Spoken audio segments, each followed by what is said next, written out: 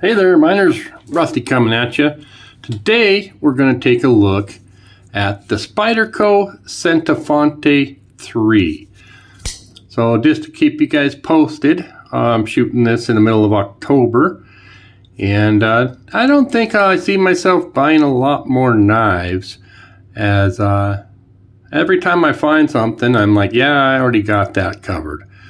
But we'll see. Look for some more videos. I'm gonna do some stuff on blade steels. Hopefully you guys will enjoy that. So back to this knife. I got this on Amazon for 75 bucks. They're still available. They've been out about good 14 years. I saw a video made 14 years ago on this. And so they're going to be discontinued, I would say, pretty soon. But we'll still talk about it, why I think it's a good knife, and I'll kind of cover that. First thing, the handle. This is a solid FRN handle, and it's different than what you're seeing on lightweight Spydercos today. It is pinned construction and does have a reversible tip down, tip up pocket carry. It came tip down, and I swapped it. And if you do that, keep in mind, you're only, tightening into FRN, so don't overdo it. There is no liners that I'm aware of, and I looked and I just don't see them, and so it is solid FRN. It's 2.6 ounces, and it's a lock backing knife. It's got something known, I want to say a David Boye Dent.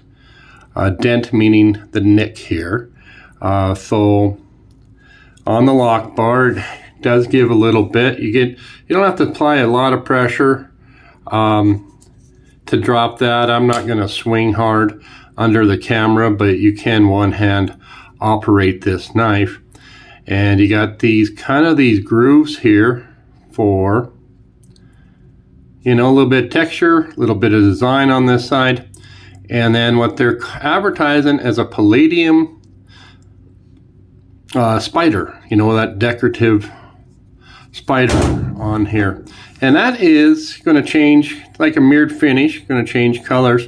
And I'm sure it's not Palladium. I looked at Palladium the other day, and it's $30,000 a troy ounce.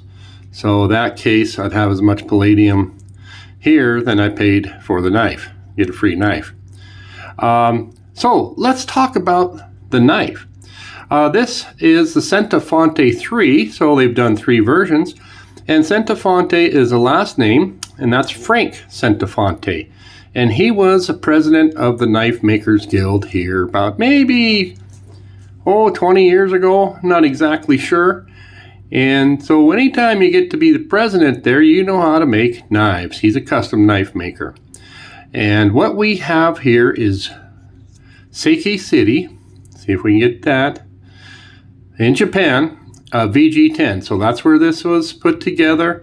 And Seiki City has a reputation for doing excellent VG10. VG10 is a Japanese steel. Now, Frank, we could talk about this. This is a 2mm blade stock. Super thin. I brought my Civivi. What is this? Badlands Vagabond. And I don't know if you guys can see, but it is thinner than that. I got another knife to compare to, but that's what we're looking at. And then we have a shallow hollow grind, right? Shallow hollow. So what that means is it comes down, it's already thin here, and then they start this grind here, and it's very thin right there.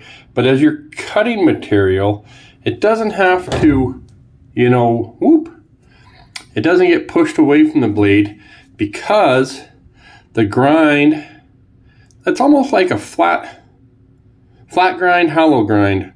That's what we would call a shallow grind. Making this knife super slicey. And then I like here this swedge, which helps bring some strength out to this tip, but it is definitely still pretty thin tip. You got this sort of, I call them a sunset style in the blade. Excellent jimping. And ergos are great, okay? We're gonna do some comparison here, but like other knives that I enjoy, it rounds into a bulb on this end. And I call them like a teardrop. And that fits really nicely into your hand. And you get all 4 fingers. You get that steep thumb ramp. And then this way this blade is positioned, you know, it almost has a sloping down here. And so you can actually use the knife. It's already in that down position instead of being straight out. And you have to turn your hand down, because if you're going to cut, you know, you get to use more of the blade that way. So speaking of cutting, let's go ahead and do a little test. When seeing eye dogs dream. He's dreaming of chasing a cat, right? Those guys they never get to go for a run. All right, here we go. See how Spyderco does. Excellent. Oh, I'm off to hit the dog's leash. Yeah, this is sharpened well, guys. And one thing about VG10 is it can take a very fine edge. We'll take a peek. And in another video, we want to talk about how they're consistent grind. That one's looking good. And remember, what we're looking for is how much of the grind there is. And it's sort of hard to see. So we could probably do better, actually. I'm not sure if it's the same angle on both sides. It looks like this one's comes up a little higher, but it is sharp. And we're gonna go to the foam peanut and just test that. Okay, so nothing, you know, right there, but yeah, we're sharp out there. So as usual, I'm finding sometimes back here they're missing the mark, but it's sharp enough. I don't need to do anything. I'll be satisfied with it there. Let's do some knife comparison. So Cenotfante 3 is going to immediately pop up into one of my favorite knives. It's light, it's thin, and it's slicey. It's safe, it's ergonomic. You know what? It fits your hand well, and it has a good steel. It carries well. And another one of my favorite knives is the Kaiser Vigor 3, the V3. So these ones, they were still available. We're running about 60 bucks. This one's running 88. Now, believe it or not, this is a 3 1/8 of an inch blade. Let's see if we can line them up. And this is like a 2.97. So you are getting just a tad more, but take a look at how much extra handle you have there. Maybe you like that, maybe you don't. When you get this in your hand, I can still get 4 fingers on it. I got some jimping. By the way, this is a hollow grind through there. And interesting enough, between these two designers, Kim Ning, you know, he has this wedge and he switches to a flat grind here, running on washers. And this one is a hollow grind all the way through, doesn't switch, still has that. But then this lock also running on washers. So that's just a little comparison. Probably those are a couple of very good EDCs. Okay, price on them is under $100. The carry on them is good. They're light, they're sharp, the steel is good. So immediately, like I said, that popped up into one of my favorites. Well, I want to know what I want to talk to you about, and that is the blade to handle ratio. So for me, this handle is just a tad too long, and I would have liked to see them. I mean, they can shave off at least 1/4 of an inch. And when we take a peek, let's go ahead and take a peek at this one, and you can see where the tip stops. So, you know, this one's got what we call a better ratio of your blade to handle. And, you know, if you can picture this with 1/4 of an inch shaved off, that's going to help. Again, it's a light knife. It doesn't occupy a lot of real estate in your pocket. So no big deal. But this one is just a smaller, lighter knife. We'll throw out another knife, half the price, and that's my Civivi Badlands Vagabond.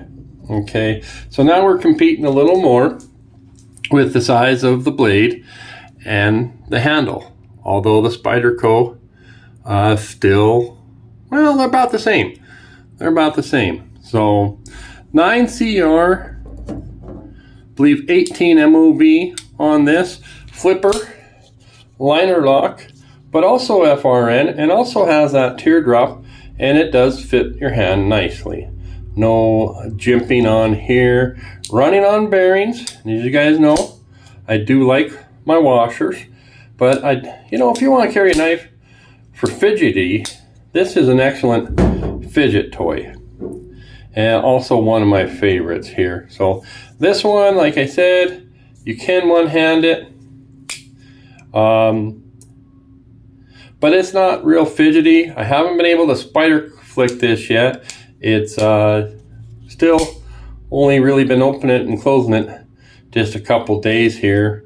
And at first, and you want them to come stiff, right? I mean, even just a couple days ago, I couldn't shake this, you know, to break it. So just playing with it, it's going to loosen up, and that's what washers will do for you. But you want that because that's tight tolerances when it comes from, you know, the factory. So again, 40 something bucks and 88 unless you can find it on a deal. One of these went for 58 on eBay just last night. Almost bought it. So anyways, why would I buy one? Keep one a safe queen and use the other one. But that is the Cenotfante 3. They do make a 1 and a 2, which by the way are over 200 bucks now. So if you're looking for a collectible knife, potentially this one is a Spyderco made in Japan with VG10, made by a well-known custom knife maker. So this has a potential to, you know, have good resale value. A lot more than this one does. This one might hold its value, and so far they have been. And this one might double, maybe even triple in value in 10, 15 years. Okay, guys, thanks for staying tuned.